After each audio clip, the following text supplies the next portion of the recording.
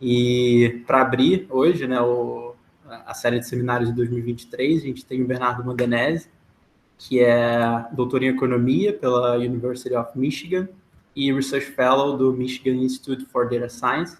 E aí, Bernardo, se você quiser me corrigir se eu falei alguma coisa equivocada Tudo aqui, é assim certo, que... certíssimo. Beleza, perfeito. E o trabalho que ele vai apresentar hoje é intitulado What is the Labor Market? Classifying Workers and Jobs Using Network Theory. E, Uhum. Bernardo, é isso. Está com você, o tempo que você quiser, e depois, quem quiser mandar perguntas ou tirar alguma dúvida, o chat vai estar aberto. Vai lá. Beleza, muito obrigado, Cleiton. Muito obrigado pelo espaço. É um prazer estar aqui. Como o Cleiton falou, eu fiz o meu doutorado em economia aqui na Universidade de Michigan, com um degree, um diploma conjunto em estatística. E hoje eu vou apresentar o trabalho que eu fiz com o meu coautor, Jamie Fogel. A gente trabalhou junto nesse trabalho por alguns anos no nosso PhD. Ele era meu colega de sala, e a gente ainda colabora em vários outros projetos. A gente ainda está mexendo um pouco nesse, e eu já peço desculpas aí já de antemão pelos slides em inglês, que é como a gente tem apresentado. Acho que é a primeira vez que eu apresento esse trabalho em português, mas qualquer dúvida é só me perguntar. Esse trabalho teve o apoio da NSF, aqui dos Estados Unidos, por uma fellowship que a gente tem, e ele também é em parceria com o IPEA, onde eu sou um pesquisador convidado também. Mas vamos lá. A gente vai falar nesse trabalho, só por um segundo, a gente quer responder a pergunta: o que é um mercado de trabalho? O mercado de trabalho é um conceito abstrato e difícil de definir. A gente tem algumas definições na literatura de economia, né? Mas a gente quer fazer um modelo data-driven, né? Apontado pelos dados de uma forma com princípios econômicos, guiado por princípios econômicos. Não somente pegando uma metodologia de ciência dos dados, ciência das informações, ou estatística, e aplicando cegamente em economia, mas a gente quer mostrar que o nosso modelo ele tem uma fundamentação econômica. Mas vamos lá. Como eu falei, os economistas normalmente classificam trabalhadores e postos de trabalho em grupos discretos, né? Um approach muito comum é usar as variáveis que a gente observa nas bases de dados. E são elas, por exemplo, e a gente, na verdade, quer usar o histórico de trabalho dos trabalhadores ao longo dos anos para ajudar a gente a classificar trabalhadores e postos de trabalho. A ideia é que trabalhadores que tendem a trabalhar nos mesmos postos de trabalho, eles provavelmente têm habilidades ou skills muito parecidos, né? E, ao mesmo tempo, postos de trabalho que tendem a contratar trabalhadores semelhantes, eles provavelmente requerem as mesmas tarefas e competem pelos mesmos trabalhadores. E aqui a gente já tem um pouco do flavor de economia. Trabalhadores grupos de trabalhadores com mesmos skills e grupos de postos de trabalho que demandam trabalhadores, que formam um pequeno mercado de trabalho, que é o que a gente vai definir aí para frente. E, tradicionalmente, a literatura usa ocupação, né? A gente fala, o mercado de professores, o mercado ou então uma indústria, né? O mercado da manufatura, o mercado de serviços, né? Mas a gente vai ver que mesmo se a gente for na classificação de ocupação mais de 4 dígitos, por exemplo, que é super desagregada, até ela, que é talvez a mais informativa, assim, ela também talvez não captura alguns aspectos do mercado de trabalho que a gente quer capturar. Essa é a nossa ideia. E a gente mostra com uma aplicação, usando dados brasileiros, da RAIS, inclusive, que a gente consegue prever um pouco melhor como o mercado de trabalho se comporta se a gente usar as nossas definições de skills e as nossas definições de mercados de trabalho para postos de trabalho, em comparação com variáveis que são tradicionalmente usados em economia, como eu falei, setor, ocupação, nível de educação e assim sucessivamente. São escolhas, no fundo, arbitrárias, né? Que o governo, claro, decidiu o IBGE, enfim, a classificação também internacional de ocupações tem um certo princípio econômico, mas, de certa forma, ainda é arbitrário e muda de país para país. O legal da nossa teoria, da nossa metodologia, é que ela pode ser aplicada tanto no Brasil como nos Estados Unidos, igual a gente está aplicando também, e ela só precisa de uma base de dados de contratos de trabalho, né? É o que eles falam em inglês aqui, LEED, Linked Employer Data, né? Que é uma base de dados que mostra onde que as pessoas estão trabalhando. Mas essa é a motivação. Então, vamos começar com um exemplo mais simples. Vamos supor que tem uma atendente no McDonald's na esquerda, tem uma outra, que é ajudante no supermercado, arruma prateleiras no supermercado, por exemplo, reestoca, né, os produtos. A gente tem alguém que trabalha numa loja de construção, né? Aqui no caso a Home Depot, um exemplo, né? Eles não me pagaram para falar isso. A gente tem também trabalhadores de construção. Eu estou só pegando alguns trabalhadores aqui. Se a gente for usar a ocupação só para definir o que é um mercado de trabalho, cada um desses tem uma ocupação diferente. Cada um desses trabalha, talvez, num setor diferente. Então, mas, se um choque acontece na economia, que, vamos supor que o McDonald's, por algum motivo, vai à falência, ou até, como no exemplo que a gente vai usar aqui, tem um boom de construção na cidade do Rio, por exemplo, guiado pela construção para as Olimpíadas do Rio, em 2016, se não me engano, se não me falha a memória. Então, isso aí vai atrair trabalhadores de outros mercados de trabalho, vai tender a subir um pouco o salário, né? Tem uma pressão de demanda que tende a subir o salário de trabalhadores e atrair mais trabalhadores.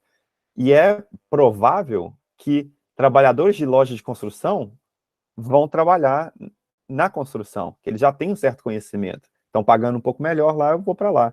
Da mesma forma, se o McDonald's, por exemplo, fecha, para onde que vai o trabalhador do McDonald's? Ele poderia, ou ela poderia, muito bem trabalhar também como estoquista, talvez numa rede de supermercados. Então a gente vê que a ocupação, o setor, não necessariamente captura o que a gente quer sobre o mercado de trabalho. O mercado de trabalho é definido por elasticidades e, né, por outside options, né, pelas oportunidades que a gente tem de trabalho, pelos postos de trabalho que a gente pode procurar emprego, dependendo dos nossos skills, né, e que também nos contratariam. Então, por isso que a gente propõe essa nossa metodologia. Então, a gente pode ver o mercado de trabalho como se fosse uma rede. De um lado, uma rede de duas partes, né? Uma bipartite network, uma rede de duas partes que não se misturam. De um lado, a gente tem cada nozinho na esquerda é um posto de trabalho, cada nozinho na direita é um trabalhador. E cada conexão entre um trabalhador e um posto de trabalho é um contrato de trabalho, que a gente observa na RAIS, por exemplo, né? E aqui a gente pode ver que talvez trabalhadores em construção tendem a buscar pelos mesmos empregos. Então, eles provavelmente têm skills parecidos. Ao mesmo tempo, o exemplo lá do McDonald's e da restoquista, elas também talvez tendem a procurar empregos em fast food e em supermercados. Aí, por isso, a gente vê as conexões desses trabalhadores de um grupo muito parecidas independente dos dois trabalhadores que a gente vê aqui, se for o McDonald's ou não, McDonald's ou supermercado, ou construção, ou loja de construção. Mas como é que a gente constrói essa rede? Isso causa muita confusão, então a gente acabou fazendo um diagramazinho aqui. A gente tem a raiz desse jeito aqui, como é que eu estou mostrando na tela. E aqui, por exemplo, a gente tem uma variável que é o período, né? Seria o ano, no caso da raiz, ou o mês. Período 1, 2, 3, a gente tem aqui vários trabalhadores, tem o Worker ID aqui, que são a identidade dos trabalhadores, e a gente observa 7 trabalhadores por 3 períodos de tempo. Isso aqui são dados hipotéticos, só para mostrar. E a gente tem a ocupação deles, na contrato de trabalho que a gente tem o estabelecimento, o código da ocupação, salário e tudo mais. E a gente constrói uma variável que chama o Job ID, a identidade da posição de trabalho, que é, na verdade, uma concatenação do estabelecimento e do... só um segundo, estabelecimento, isso, e da ocupação, esse mesmo. A gente concatena, a gente chama que um posto individual de trabalho é uma concatenação entre estabelecimento e ocupação. E a gente, na verdade, isso é a RAIS, por exemplo, seria qualquer Linked Employee Data, que é super comum em vários países. A gente usa, na verdade, só o Worker ID e o Job ID para construir essa network, essa rede, né, do mercado de trabalho. Então, a gente vamos esconder todas as outras variáveis aqui só para facilitar. Vamos deixar só o Worker ID e o Job ID. A gente tem os jobs, que são nós, na esquerda, os workers, que são nós, na direita, e a cada contrato de trabalho que a gente observa, a gente conecta o job com o worker. E, assim, a gente vai conectando essa rede que a gente observa ao longo do tempo, formando, assim, a rede do mercado de trabalho. Aparentemente, essa rede não tem formato nenhum. Se você dá uma olhada nessa aqui, por exemplo, a gente não consegue distinguir nenhum padrão. Mas se a gente inteligentemente desembaralhar um pouco esses nós, que é o que eu vou fazer agora, a gente consegue ver certos padrões que não são tão óbvios antes. A gente vê que esses 3 trabalhadores aqui tendem a trabalhar pelos mesmos postos de trabalho, e esses 4 trabalhadores aqui do fundo tendem a trabalhar pelos mesmos postos de trabalho também.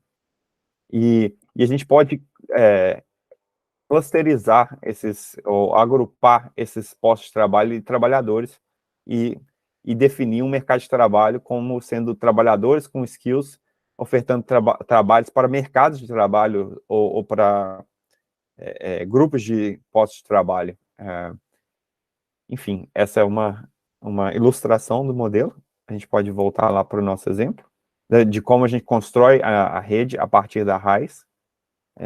Se qualquer dúvida, pode me parar aí, pode me perguntar.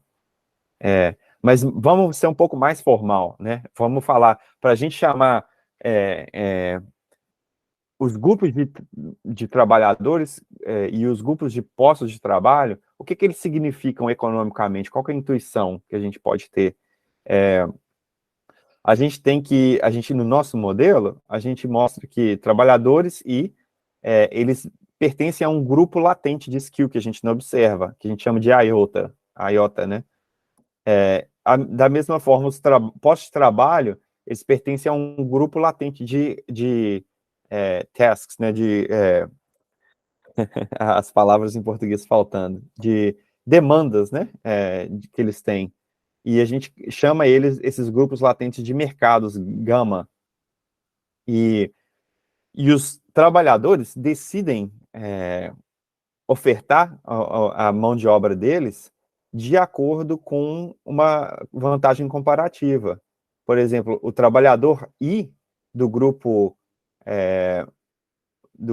IOTA, né? Um trabalhador I do grupo IOTA, ele vai escolher um mercado para trabalhar e o posto de trabalho que maximiza aqui meio que utilidade dele, que no sentido aqui seria a produtividade do trabalhador IOTA trabalhando no posto de trabalho gama, vezes o salário ofertado nesse mercado gama, mais um erro idiosincrático, que depende do mercado gama e do trabalhador. Isso é um modelo de escolha discreta super utilizado em vários modelos de labor. É até parecido com o modelo de ROI, que é super também utilizado. Os trabalhadores vão escolher ir para um mercado de trabalho ou ir para um posto de trabalho, dependendo se eles são mais produtivos ou não, né? Dependendo da produtividade do match, que é esse PSI aqui, né? A produtividade do match, do trabalhador IOTA fazendo um match com um trabalho do mercado Gama, e ele tem um errozinho idiosincrático que deixa ele não necessariamente estar para esse match não ser determinístico, né? Então a gente pode construir, a partir dessa escolha discreta, uma matriz P caligráfico, a iota gama, de dimensões iota gama, que vão dar todas as probabilidades de um trabalhador iota fazer um match ou trabalhar para um trabalho do mercado gama. A gente assume que os trabalhadores têm, de tempos em tempos, choques exógenos de distribuição Poisson, mas, na verdade, a gente não precisa falar que é Poisson necessariamente aqui, mas são choques exógenos que acontecem no mercado de trabalho, e eles procuram um novo emprego, eles reoptimizam, escolhem novamente o emprego. Você sai de um emprego e vai para outro. Então, é importante falar aqui que a gente está fazendo uns cortes na base de dados para evitar ascensão na carreira de trabalho. Se você está fazendo ascensão, você provavelmente está mudando de mercados de trabalho.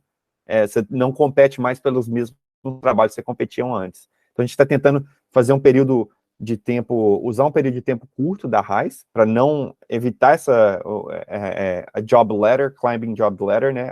As pessoas subindo na carreira, para evitar isso, e a gente faz uns cortes de idade também que tentam controlar um pouco isso. É impossível controlar perfeitamente, mas a gente tenta ser o mais criterioso que a gente consegue aqui. Então, se esses choques existem e depois os trabalhadores voltam novamente buscam um trabalho em postos semelhantes, né, de acordo com os skills deles, né, de acordo com essa matriz P caligráfico, e se esses choques acontecem, cada trabalhador tem vários choques ao longo da vida, para modelar qualquer choque que acontece, uma variável de contagem, né, Poisson é a distribuição correta para uma variável de contagem, né? Então, por isso que a gente fala que a gente está modelando como Poisson. A gente define A e J como o número de matches que a gente observa entre o trabalhador e o posto de trabalho J. De acordo com o nosso modelo de escolha discreta, a gente teria, então, a probabilidade de observar, por exemplo, 2 matches, ou 3 matches, ou 1 match ou 0 matches entre o trabalhador I e o posto de trabalho J, é dado por essa expressão aqui, e dentro dessa expressão tem o P caligráfico iota gama aqui, que vai ajudar a gente que ele guia como ele captura a estrutura, os padrões de match do mercado de trabalho, esse P iota gama. Então, a gente tem, essa aqui seria, se a gente tiver os nossos dados, esse A e J aqui, essa é a nossa informação, nesse modelo de probabilidade aqui. Esses são os dados. A gente chama, na teoria de redes, né, eu não sei como é que fala em português, adjacency matrix, matriz de adjacências, não sei, que conta quantas conexões um nó tem com o outro, né? Então, esse é o nosso dado. A gente não precisa de nenhuma outra informação. A gente só precisa dessa rede. Não precisa de educação, a gente pode incluir educação, gênero, em outros, raça, em outros modelos que a gente tem aqui, quando a gente quer medir gap salarial de gênero, a gente usa a gente incorpora outras variáveis, mas a princípio só a rede já é suficiente. Mas enfim, então se a gente tem uma matriz com todas essas adjacências, né, com essas adjacency matrix, a gente tem a probabilidade de observar essa matriz, que é dada por um produtório aqui, né, dessas probabilidades do Poisson. Essa ideia de probabilidade leva a gente a pensar numa ideia de máxima verossimilhança, né, que é natural pular daqui para máxima verossimilhança. Porque, na verdade, a gente tem, por exemplo, Aqui, a gente tem 3 tipos de postos de trabalho e 2 tipos de trabalhadores, por exemplo. E a gente tem a nossa DGP, né? A nossa Data Generating Process, nosso processo que gera essa rede. E a gente tem a matriz P caligráfico, que fala que, por exemplo, os trabalhadores do tipo 1, eles vão dar match com postos de trabalho do tipo 2, muito provavelmente, que é ponto 5 aqui, em oposição com ponto 3 e ponto 2. De outra forma, os trabalhadores do tipo 2 vão dar match em grande parte com um posto de trabalho do tipo 3. Então, se a gente gerar uma rede com essa característica do exemplo que eu estou mostrando para vocês, a gente vê, por exemplo, isso aqui.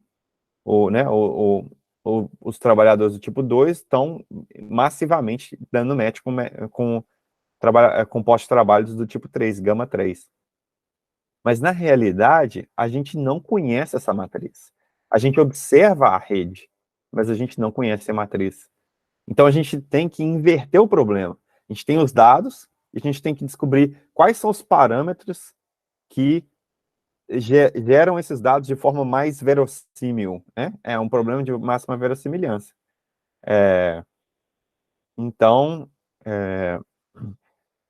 é o que a gente vai tentar descobrir aqui. A gente tem uma máxima verossimilhança que a gente quer maximizar. A gente quer escolher os tipos, o vetor de tipos, iotas e gamas. A gente quer classificar os trabalhos e os trabalhadores de forma a maximizar essa verossimilhança. A gente mostra no nosso paper que isso no fundo, é muito similar a um modelo de, eu não sei o nome em português, Stochastic Block Model, que é super famoso na literatura de Network Theory. A gente mostra, então, que esse modelo de trabalhadores procurando postos de trabalho dessa maneira é semelhante ao modelo de networks, que gera uma network, que é chamada de Stochastic Block Model. A gente tem algumas correções mais refinadas aqui, que a gente não está incluindo na apresentação, que é Degree Correction, a gente tem isso, que melhora muito a previsão do Stochastic Block Model, e mesmo no nosso modelo econômico, a gente coloca também a Degree Correction, a gente justifica ela. Então, a gente não está pegando nada nenhum modelo do livro e aplicando, simplesmente. A gente está mostrando que, na verdade, esse modelo é conectado. Eu acho que é uma das maiores contribuições do paper, mostrar que esse modelo é conectado com a teoria econômica e a gente dá significado para cada uma dos parâmetros desse modelo, enfim, a gente explica economicamente ele. Então, vamos para os dados. Agora que a gente explicou um pouco do nosso modelo e da intuição, a gente usou a RAIS, a princípio, a gente está usando agora, a gente usou os dados da região metropolitana do Rio, apesar de que agora a gente está fazendo uma outra aplicação, por motivos que eu vou comentar mais para frente. A gente usou para estimar os nossos tipos de postos de trabalho, gama, e os grupos de trabalhadores, iota. A gente usou os dados de 2009 a 2012, que é um período que a gente observou de estabilidade relativa, assim, uma certa estabilidade macroeconômica relativa nessa área metropolitana do Rio, então, que a gente não queria que o nosso agrupamento de trabalhadores fosse sujo, assim, não fosse atrapalhado por outras confounding variables, né, por variáveis confundidoras aí no ambiente macro. Então, a gente escolheu esse período aí, que foi, inclusive, antes do boom de construção no Rio para Olimpíada do Rio. Enfim, e a gente está focando no mercado formal apenas, porque é o que a gente consegue observar no detalhe, né, trabalhador ao longo do tempo. A gente tem toda uma discussão no paper sobre o que isso pode atrapalhar a gente, e como que isso, enfim, em geral não atrapalha tanto, porque o pessoal do mercado informal o mercado informal é enorme no Rio, mas ele não tem tanta transição do mercado formal para o informal, a transição não é tão grande nesse período que a gente observou. Enfim, vamos dar uma olhada, então, em alguns resultados e também intuição, para ver se o que a gente está estimando faz sentido ou não. A princípio,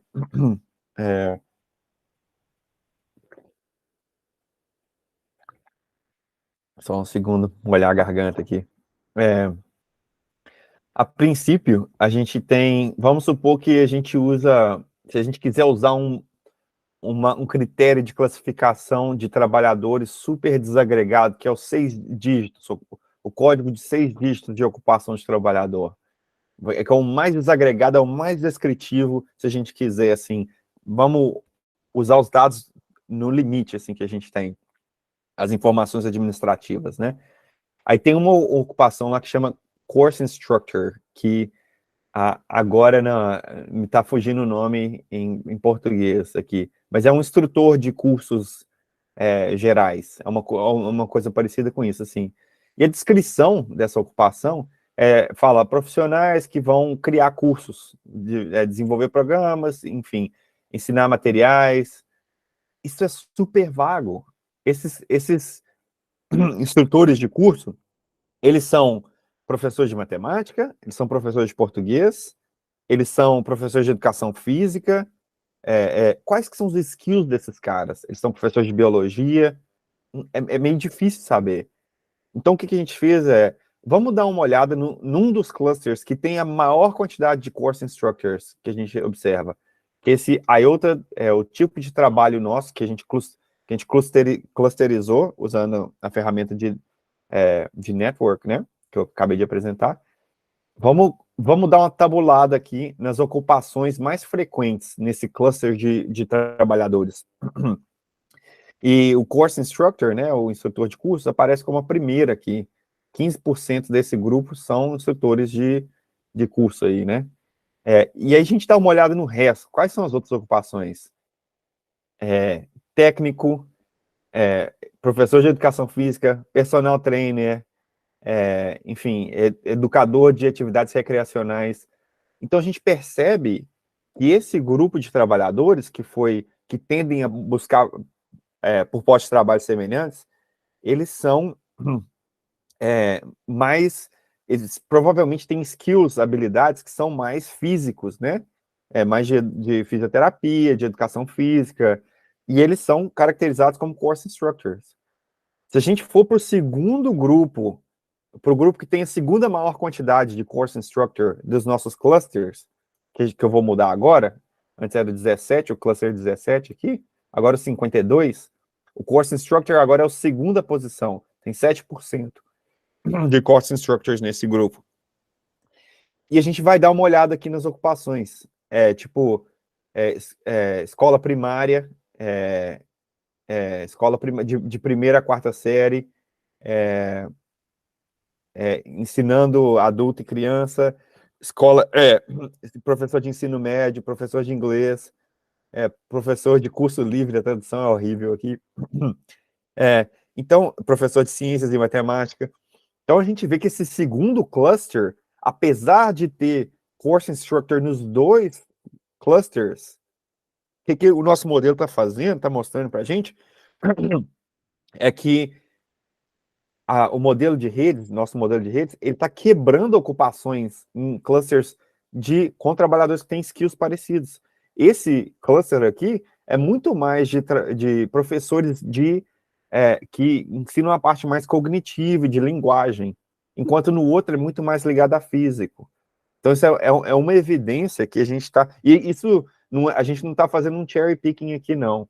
Isso aqui acontece, assim, cada cluster que a gente pega é, assim, mind-blowing, assim, é bem assustador.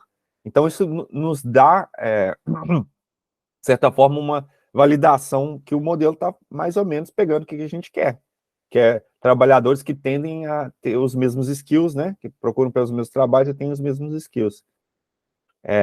Mas então agora que a gente fez uma estatística descritiva rápida aqui dos grupos, que eu dei uma pincelada, vamos dar uma olhada nos dados,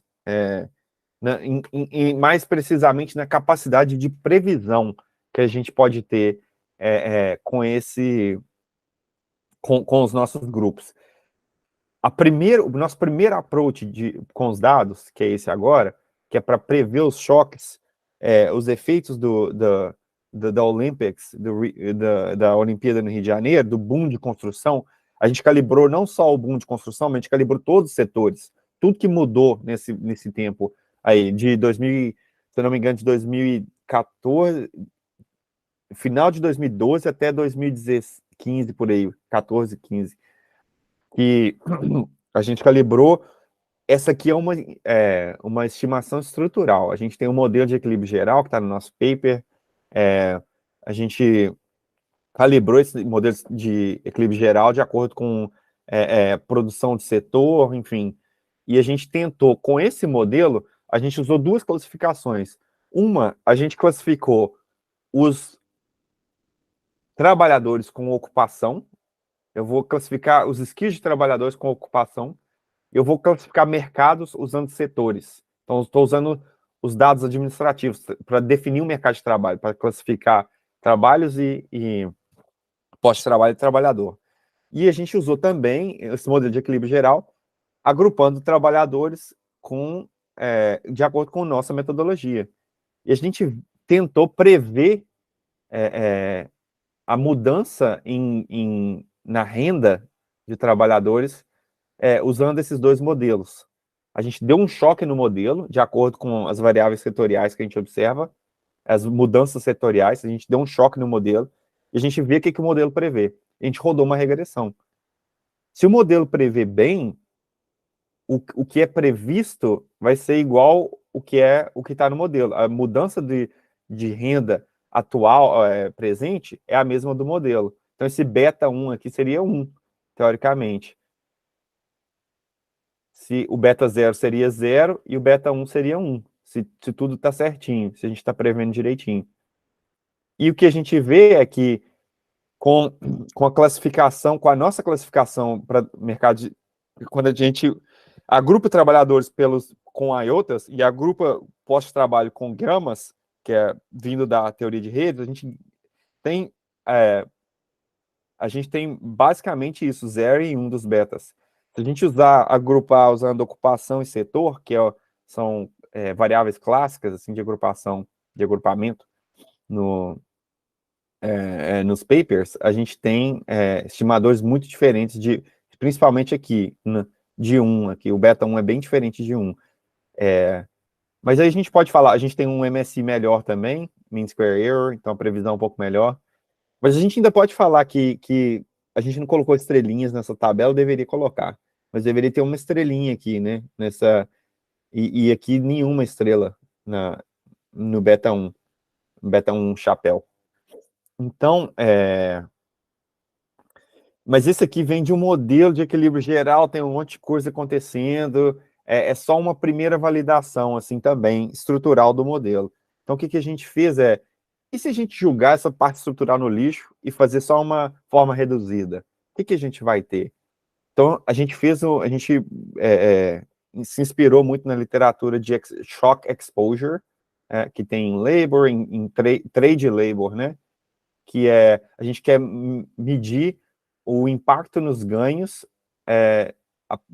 que vem a partir de um choque, de trabalhadores estarem expostos a um choque. E a medida de exposição, eu não vou entrar em detalhes aqui por tempo, a medida de exposição, ela depende de como você define um mercado, como você define também grupos de trabalhadores.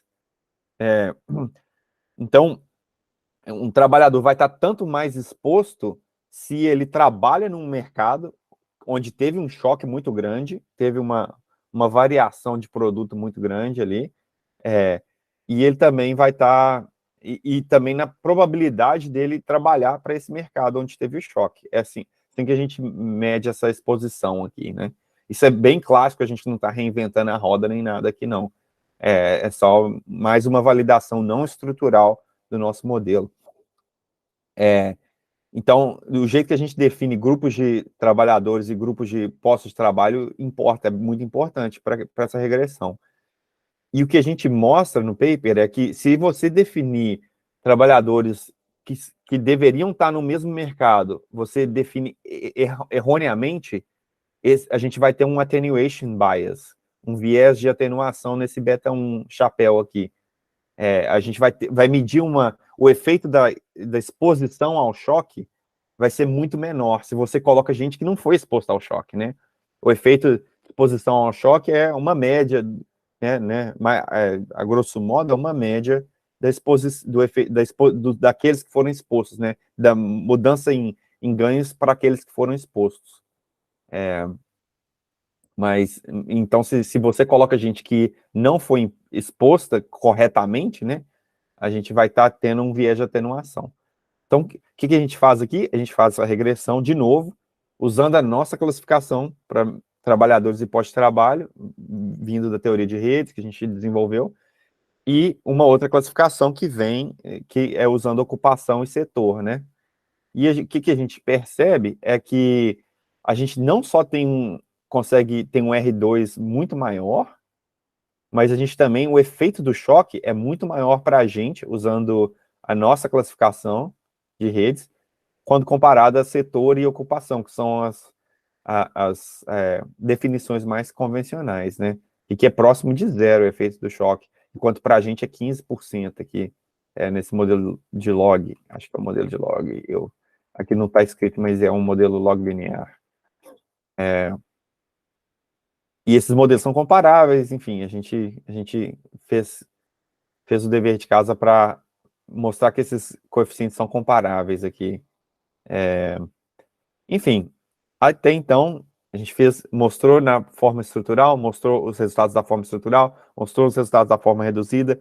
O que a gente fez também no paper a gente simulou 30 choques.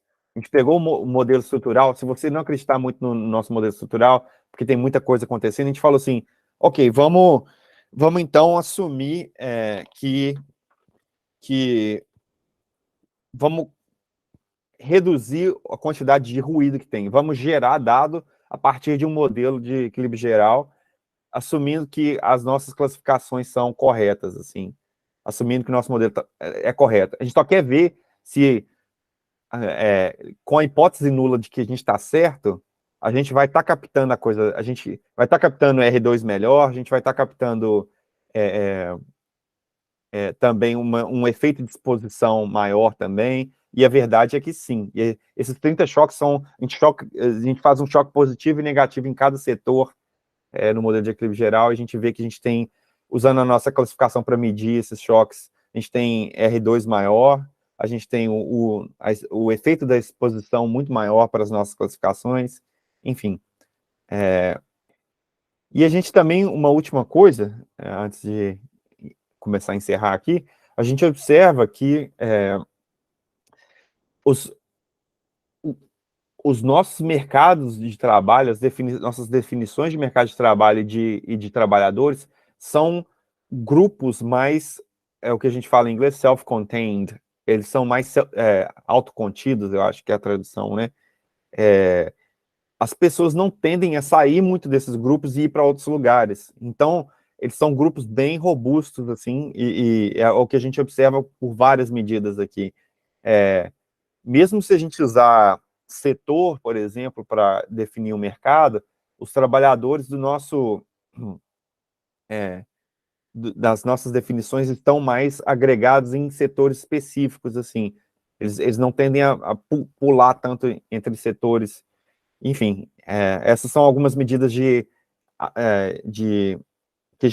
as nossas classificações não são tão sensíveis, que elas são autocontidas, que elas delineiam o mercado de trabalho de forma mais precisa ou menos variante do que essas variáveis administrativas como ocupação e setor. Enfim, para concluir, nosso ponto é que esses métodos tradicionais para definir mercados de trabalho, usando variáveis administrativas, não são necessariamente a melhor, elas talvez não estão capturando a dimensão de skill que a gente gostaria, e a dimensão de tarefas, né, ou do mercado de trabalho que a gente gostaria.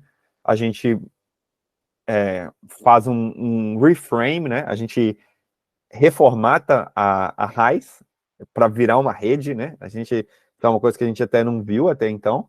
A gente pega a raiz e reformata ela para virar uma rede. A gente mostra aqui um modelo de labor supply, de oferta de mercado no mercado de trabalho, oferta de mão de obra no mercado de trabalho. Ele é conectado, ele tem uma conexão direta com esse modelo de Stochastic Block Model, da teoria de redes. A gente usa esse modelo para revelar os grupos latentes de trabalhadores e postos de trabalho. A gente compara o nosso modelo com o status quo, né, com os métodos tradicionais, usando estimações estruturais e de forma reduzida também. A gente vê que a gente consegue prever um pouco melhor, né, o que acontece com a economia, não só prever, mas também a gente acredita ter menos viés de atenuação, porque a gente acredita que a nossa classificação é um pouco mais precisa para definir exposição de trabalhadores no mercado de trabalho, a choques do mercado de trabalho. E o legal é que a gente tem uma série de papers que estão vindo aí com isso, que a gente está tentando medir labor market power, que é tipo o poder que o empregador tem para abaixar salário em função de várias coisas. A gente está trabalhando nisso, até se vocês tiverem sugestões aí de instrumentos no Brasil, instrumentos inclusive macro, que acabam afetando a oferta de mão de obra ou a demanda por mão de obra, a gente está querendo ir.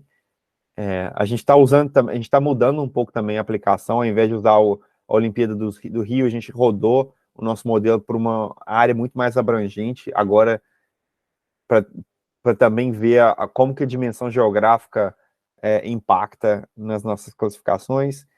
E a gente está tentando agora prever fluxos de mercado de trabalho, fluxos no mercado de trabalho com o nosso modelo. E é a aplicação que a gente acha que a gente vai ter um pouco mais de sucesso e vai conseguir também vender o paper um pouco melhor, que a aplicação da Olimpíada do Rio não foi... tem muita coisa acontecendo ao mesmo tempo e foi difícil um pouco vender isso para alguns economistas daqui. Mas é isso, essas são as aplicações, e muito obrigado pelo tempo, pela atenção aí. Qualquer feedback é super bem-vindo, pode enviar para mim ou para o Jamie. A gente, mais do que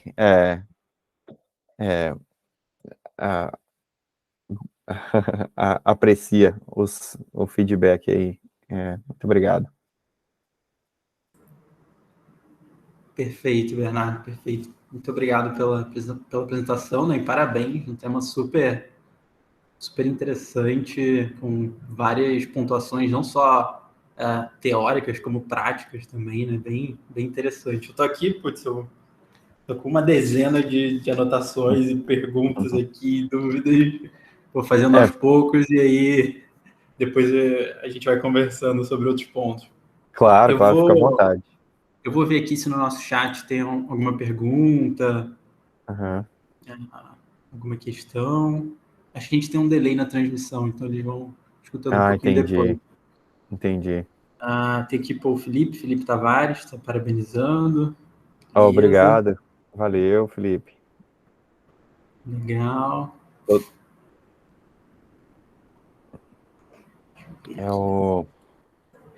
Pessoal...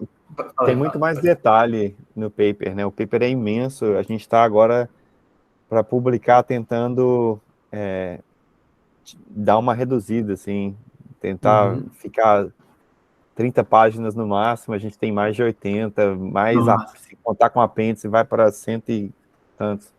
Foi um trabalho que a gente dedicou muito tempo aí, assim, e agora a gente está na tentativa de publicar. Até no meio do PhD você tenta de tudo, né? Você tenta mostrar, atira para todos os lados, né? Até para ver. Então, agora a gente está enxugando, tentando deixar mais direto ao ponto, assim. Sim, esse é um paper da tese, então. Esse foi o paper da tese, sim. Exatamente. Legal, e ele deu origem a outros papers que também na tese, e outros que eu estou trabalhando agora, que é de discriminação de gênero no mercado brasileiro também, usando Network Theory. Eu também agora trabalho um pouco de merchan aí, trabalho com Clayton e com outras pessoas também aí em medidas de fairness, né, Sim, sim. em inteligência artificial, medidas para transparência e, como que se diz, justiça, equidade em modelos É, de inteligência é, artificial. esse é o caminho. A gente chama uma área de responsible AI, né? Uma coisa Responsible assim, AI, explainability, que é importante, é. esse tipo de coisa. Então, eu estou nesse meio aí. Inclusive, esse modelo de network que a gente está usando, ele é um modelo de unsupervised learning. É um modelo, no Uhum. final, eu falo que é máxima verossimilhança ali, mas é uma otimização discreta, não tem derivada ali, né? Porque você tem que escolher qual tipo de trabalhador que você é. Então, Uhum. e a combinação de tipos você que está na ciência da computação, Cleiton, ela cresce assintoticamente exponencialmente com o número de tipos, né? Sim, Então, sim, sim. nossa verossimilhança lá, a gente não usa verossimilhança, a gente usa um modelo bayesiano para estimar os mercados de trabalho e os trabalhadores, os tipos de trabalhador. Então, é difícil, assim, computacionalmente complicado, e acaba sendo um modelo de inteligência artificial também, né? Então, estou Sim, nessa sim. área aí, se alguém quiser conversar um pouco mais também sobre isso, né? E um parênteses desse modelo que você comentou, que ele cresce exponencialmente, vocês já tentaram alguma outra estratégia computacional? Não, a gente está acreditando que, inclusive, a metodologia que a gente está usando é de um brasileiro, que eu acho que eu comentei com você, Thiago Peixoto, Ah, sim. super renomado, o cara jovem ainda, já ganhou um dos maiores prêmios de teoria de redes do mundo. Ele é um cara muito fera, e a gente acha que vai ser muito difícil achar alguma coisa mais eficiente do que ele já está fazendo, assim. A gente deixa Entendi. para os teoristas de rede, de teoria de rede. Sim, tem o pessoal A da gente, análise de algoritmos. isso, exatamente. O que a gente faz é mostrar que o problema é um problema econômico e dar intuição e tudo mais Uhum. para esse modelo, para os Entendi. parâmetros do modelo, né? Legal, legal. Enquanto o pessoal vai comentando lá, a Dulce aqui está parabenizando também. Eu tinha uma Então, dúvida valeu. em relação a raiz, Aham, porque você deve ter limpado isso de alguma forma, então se aham. deparado com essa questão, que seria uma espécie de viés de idade ali. Pessoas muito novas na carreira que elas estão mudando, e isso pode estar Excelente. afetando como você está Excelente, observando. excelente. As pessoas mais novas e mais velhas também. Tem, Hum, né, na economia do trabalho, a gente tem o Prime Age. Então, a gente tenta focar nesse Prime Age que é de 25 a 55. Então, tipo, antes de 25 a gente já joga fora do nosso cálculo, e depois de 55 também. Então, é o jeito que a gente tem para. São duas coisas, né? Para evitar as pessoas que estão subindo na carreira, né? E estão mudando de mercado, assim, à medida que elas sobem. Um é o corte de idade, de 25 a 55. Dois é um período curto de tempo, é de 2009, 10, 11, acho que 12 São 3 ou 4 anos agora eu não estou um pouco confuso. Acho que são 3 anos, 2009. Então é um período curtinho ali.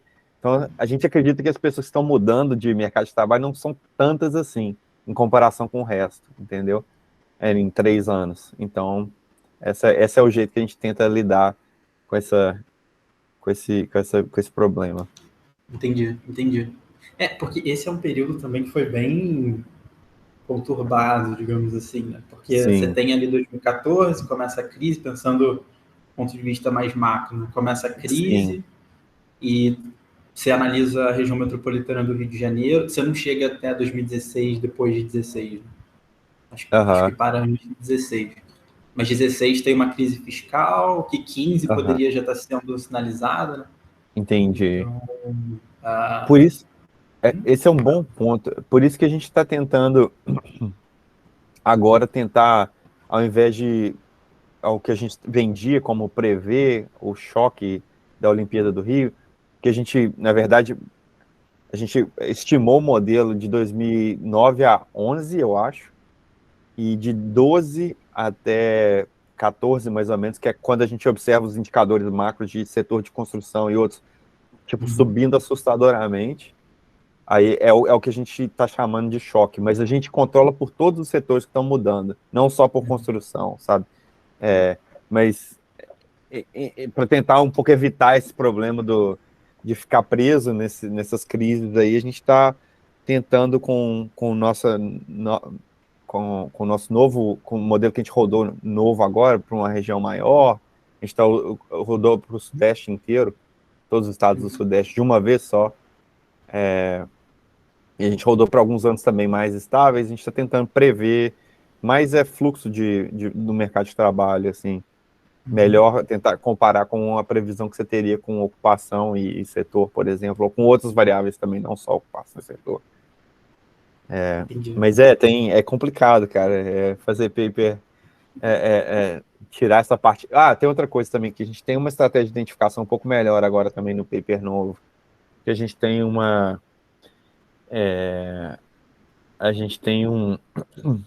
enfim, é um diff in diff com controle sintético. A gente está sendo um pouco mais, tentar ser cuidadoso exatamente para evitar essas coisas que você está mencionando aí, essas crises fiscais, enfim, coisas exógenas aí que podem estar atrapalhando. Na verdade, endógenas podem estar atrapalhando. Entendi, legal, legal. E você consegue, através disso, a gente consegue ter uma boa ideia, sei lá, de atividade econômica, né? Você pensar em Sim.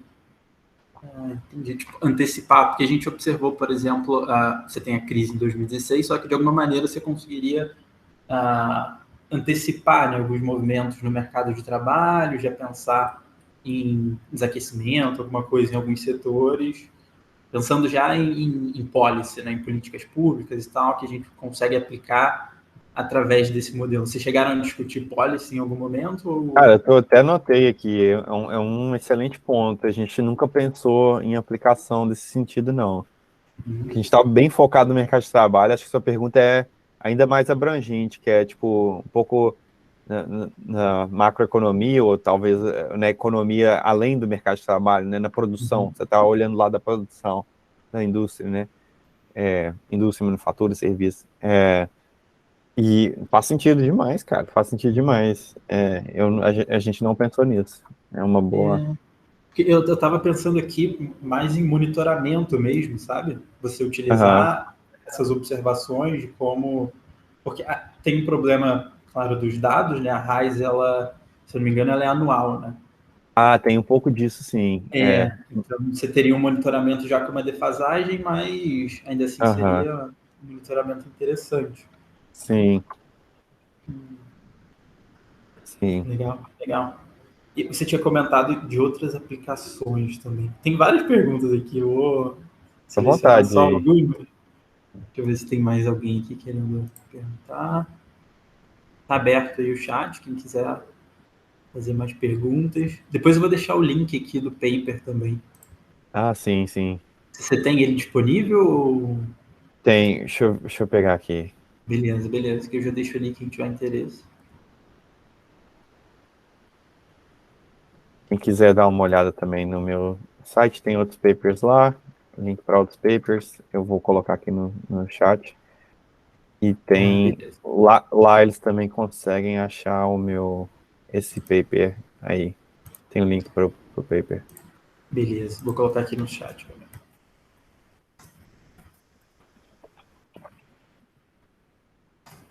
Ops. Link. Beleza, coloquei ali outro site. Vou Eu colocar lá agradeço o o... pessoal aí que na sexta-feira, no final do dia, aí É, veio assistir. Pô, que isso. sim, e vai ficar gravado também. Acho que Beleza. quem for assistir Aham. depois e tiver alguma dúvida, no site Aham. tem o seu contato, não tem? Aham. No site tem os meus Beleza. contatos todos, sim. Perfeito, perfeito. Vou deixar aqui no chat do YouTube. E quem tiver mais alguma dúvida, for assistir depois, ou se interessar, né, quiser. E vai ficar gravado. Talvez uma colaboração, alguma coisa. Aham. Tá? E acho que vou fazer só mais 2 perguntas para a gente encerrar, para não tomar muito seu tempo. Vou tentar dividir em dois pontos. Né? Primeiro, a regionalização. Você trabalhou com uma região metropolitana do Rio. Isso. E a gente sabe que a região metropolitana basicamente é a cidade do Rio de Janeiro. Então, tem muita influência ali sobre... E as Olimpíadas foram na cidade do Rio, né? Então, é uma cidade que ela acaba influenciando, né? Ela é uma espécie de hub ali para outras cidades e tudo mais. E a gente consegue monitorar, de alguma maneira, não só monitorar, mas observar esses caminhos do trabalho, digamos assim, para onde ele está indo, de onde ele está vindo. Não sei se... Acho que a pergunta ficou muito aberta assim também, né? Mas pensando em PESP. Se a gente tem networks, a gente tem as relações e a gente pode traçar caminhos, né, entre essas relações. Sim, então, sim. Pensando nesses paths, assim. Entre regiões, entre cidades. Cara, isso é uma boa pergunta. Eu acho que quando a gente está restringindo para a região metropolitana do Rio, acho que essa pergunta é um pouco menos interessante. Assim, a pergunta é interessante, mas eu acho que a gente não consegue responder ela. É isso que eu quero dizer. Mas agora que a gente rodou o modelo para a região do Sudeste inteiro, a gente chegou para o nosso... Pegou o nosso código, que a gente demorou anos para escrever, julgou, falou assim, tá aí todo mundo por 3, 4 anos da região Sudeste, todos os empregos, tá a network inteira. Se vira. Me diz quais são os clusters. Então, o que a gente está fazendo agora, acho que aí a gente consegue responder essa pergunta de um jeito mais legal. Porque tem 2 coisas. A gente focou primeiro na região do Rio para falar assim, olha, a gente não está deixando geografia mudar. A gente está focando num mercado local e ponto. A gente só quer ver como que os skills mudam, como que a gente classifica os skills de forma diferente de ocupação e setor. Agora que a gente estimou para a região Sudeste inteira, a gente vai ter clusters que não necessariamente são do mesmo skill, por exemplo, vamos supor, o pessoal que trabalha com construção no Espírito Santo, em Vitória, capital, mas a gente tem o pessoal que trabalha com construção no Rio de Janeiro também, e eles provavelmente não vão estar juntos, porque é um mercado muito local, entendeu? Em contrapartida, um mercado, por exemplo, de pessoal que estuda economia, né, está na pós de economia, eu, por exemplo, mudei para Porto Alegre, de Belo Horizonte fui para Porto Alegre fazer mestrado. Depois fui para São Paulo também continuar mestrado. Então é um mercado muito mais nacional do que um mercado de construção, por exemplo. Então a gente, com essa nova estimação, a gente está capturando 2 dimensões, a dimensão de skills e do mercado, né? E a gente está capturando também a dimensão geográfica. Então vai ser interessante ver como que essas 2 dimensões interagem. A gente ainda não tem uma resposta para isso. Mas a gente acredita que alguns mercados vão ser mais locais e outros nem tanto. Alguns vão ser conectados do jeito que você está falando, né? Alguns mercados vão se conectar geograficamente também, porque vão ter pessoas que vão estar migrando conectando esses mercados, né, entre diferentes regiões, assim. Mas olhando só para a rede, sem pensar em geografia, eu não sei exatamente o que a gente poderia pegar, mas eu acho que tem alguma coisa aí. Eu não sei exatamente... A resposta que eu consigo te dar agora, assim, é de ver de geografia, entendeu? Ver essa distância na network e a distância geográfica também, explorar essas 2 coisas. Não sei se faz sentido. Sim, não, entendi. Legal. Porque Mas são a muitos pergunta dados. é boa, cara. São muitos dados agora também, né? Porque você estava Sim. tratando região metropolitana, você estava com o quê? Mais 5, 6 milhões de observações ou mais? É um pouquinho mais, porque são vários Mais. anos, né? Sim. 9 Tem milhões, isso. eu acho. Vamos lá, 9 entendi. milhões. Aí É, agora que você está indo para o Sudeste, você está. é uma quantidade absurda. E demorou muito tempo para a Uhum. gente conseguir rodar isso. E só para mexer na base de dados já é difícil. Qualquer Sim. coisinha que a gente tem que fazer já é uma coisa que demora, enfim. A gente precisa de Sim, gente como eu você aí, já da ciência da precisei, computação. já precisei uma vez dar umas pinceladas na RAIS, nos microdados da RAIS, né? Aham. E de fato é um trabalho, Nossa, precisa ser cara, cauteloso ali, né? Porque ela tem algumas imprecisões e tudo mais, Aham.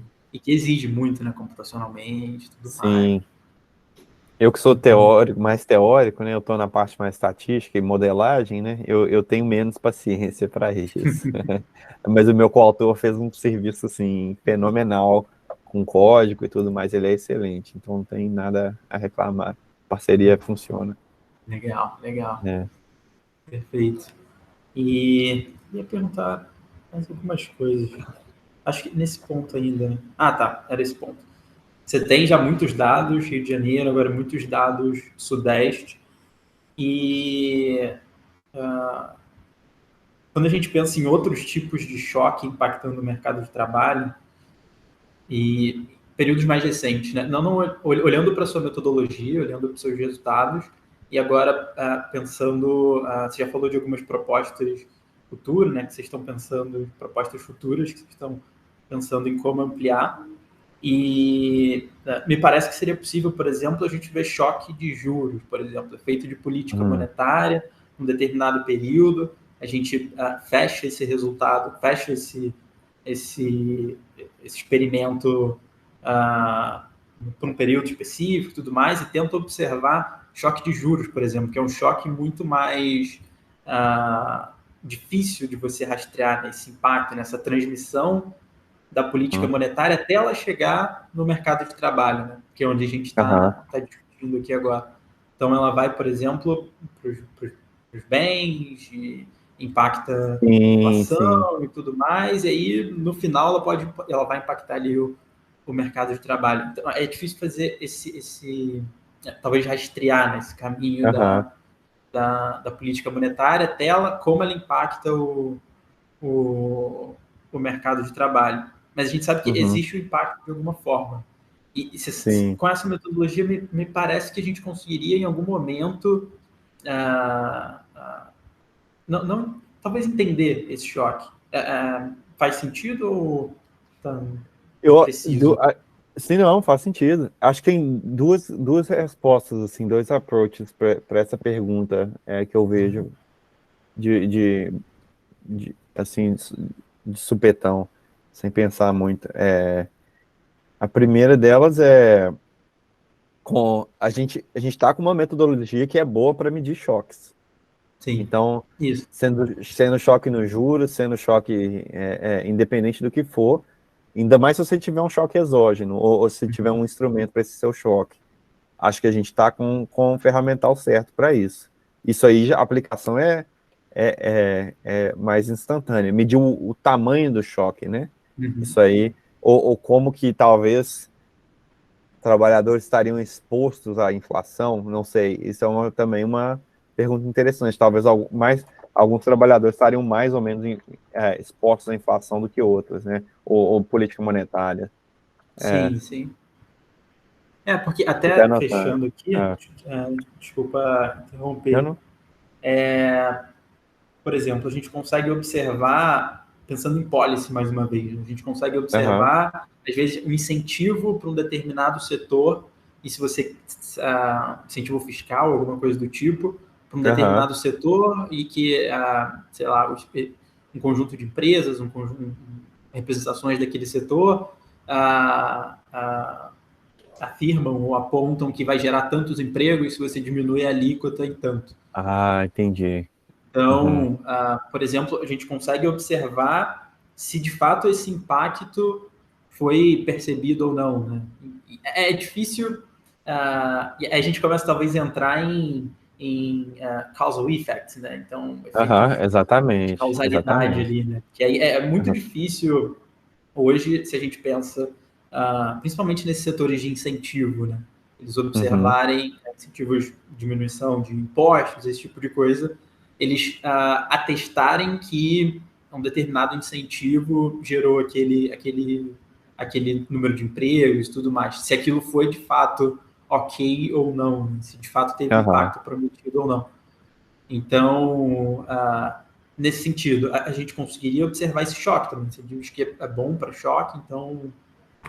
Sim, para medir o efeito do choque já estaria pronto, assim, para medir criação, tipo, criação de novos empregos, ou talvez a mediação, que é o que você está falando, né? A mediação do choque, por onde que o choque vai, se propaga.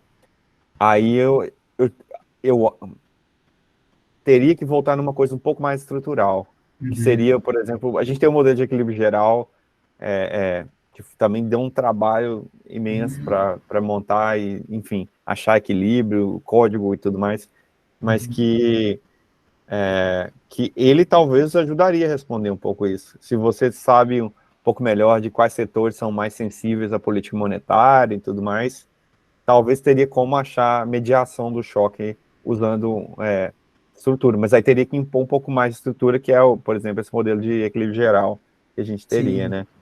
sim, sim. Porque aí você Para tem que. mediação. Vai Uhum. lá, vai lá. Não é isso. Entendi. Porque aí você começa a restringir, né? Você tem que tirar outros efeitos, porque Uhum. pode ter crescido o emprego, mas foi uma questão exógena ali, ou Sim, um sim. incentivo de um nacional, algum outro movimento do mercado que fez com que aqueles Uhum. empregos crescessem. E então, de fato, medir o efeito dessa política, como que ela impacta. Uhum. Parece que a gente tem um caminho aí pelos modelos estruturais. Sim, exatamente. Exatamente. O modelo Legal, estrutural ajudaria nessa parte, exatamente. legal. É. Perfeito, perfeito. E você testou, só agora só por curiosidade, né? Vocês Não? testaram modelos que não consideram equilíbrio? Se eles davam um bom resultado, alguma coisa? Ah, não, porque se não está no equilíbrio, ele está onde? Você teria que falar onde que ele Hum, está. E eu acho que para vender, uma resposta bem cínica e sincera é que para vender para economista, eu acho que, pelo menos aqui, eu acho que você assumir um equilíbrio, eu acho que é ok. O que a gente fez no modelo no paper de gender gap, né, o gap de gênero, e no paper de labor market power, a gente não está assumindo competição pura, né, perfect competition, nesses dois modelos. Nesses modelos a gente incorpora falhas de mercado. Então, isso eu acho bem legal, acho bem mais realista também. legal, legal. É. Acho que eu vou terminar por aqui as minhas perguntas e depois a gente pode ir conversando. Deixa eu ver Beleza. se tem alguma dúvida aqui a mais. Acho que não, é isso. É isso. Ah, tá aqui então o link para o site, para o paper. Se alguém tiver alguma dúvida, pode entrar em contato com você, certo, Bernardo? Com certeza, com certeza. Beleza. Beleza. É isso então, a gente vai encerrando por aqui a transmissão. O próximo seminário ele está confirmado. A gente vai ir confirmando aí nas redes sociais e tudo mais. Só que ele está, por enquanto, confirmado para o dia 21 de abril, com a Juliane Furno, que é professora da UERJ. E aí a gente vai comunicando aí, divulgando e tudo mais. Mas, Bernardo, obrigado pela apresentação, pela Eu que discussão. agradeço o espaço aí. Vai agregar muito aí para quem assistir, quem se interessa pelo tema, né, de labor, entender o Aham. mercado de trabalho, quem estuda o Rio de Janeiro, né, e quer entender melhor como, ou então construir instrumentos ou replicar instrumentos que possam auxiliar ali na condução das políticas públicas ou Sim, sim. na academia mesmo, gerando mais conhecimento, mais debate. E é isso, parabéns pelo trabalho, com certeza vai dar uma bela publicação aí. Obrigado. A gente está justamente aberto a aplicações. Se tiver alguém com uma ideia, eu quero medir exatamente esse efeito, eu tenho o choque, eu tenho o instrumento, tenho uma história para contar, beleza, vamos fazer. Então, tipo, estamos abertos aí. Legal, legal. Valeu. Calma aí, deixa eu ver aqui como eu encerro aqui a transmissão. Stop streaming. Muito obrigado.